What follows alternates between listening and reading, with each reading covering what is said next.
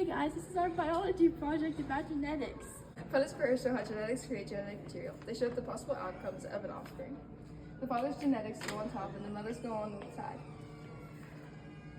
To find out the possible outcomes, you need genotypes. The genotypes are then used to find out the possible phenotypes of the offspring.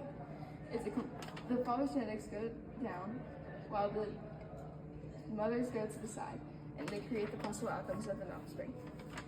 Homozygous dominant is where both alleles are dominant. The dominant is shown with a capital T, and it's the same way, going up, down for the father and side for the mother. Homozygous recessive alleles are shown with a lowercase letter, the opposite of the dominant. The fathers still go down and the mothers go to the side.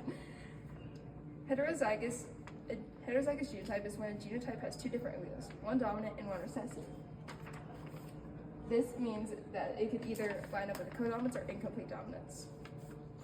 Phenotypes are the physical character traits and how an organism acts behaviorally.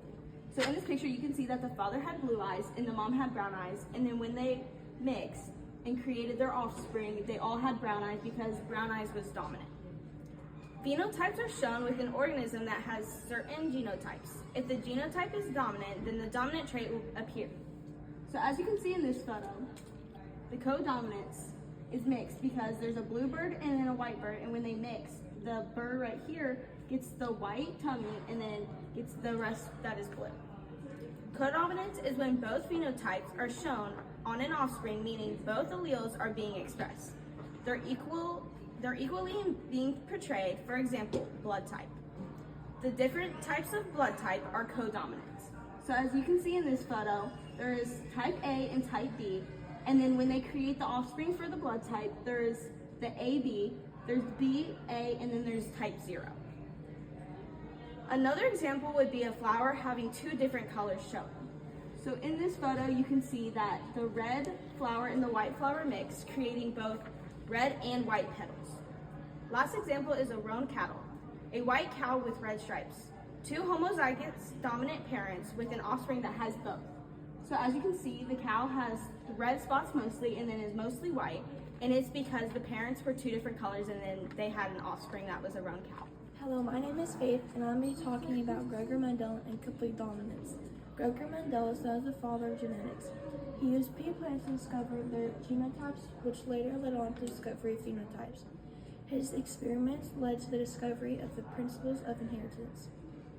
Incomplete dominance is shown when neither of the two traits are fully dominant.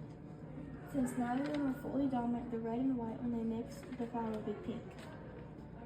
The genotype for incomplete dominance has to be heterozygous, which makes the phenotype would have a blend of both colors. As in the Punnett square, since big R's are red, little r is white. When they mix, it will still be white. Unlike complete dominance, incomplete dominance does not have a dominant trait. Same with fish, since they're not dominant traits, when they mix, it will be green. Here comes the sun. Do.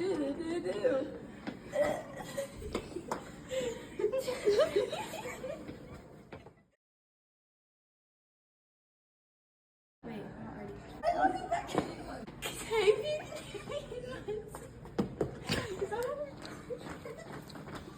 Hey, Papa.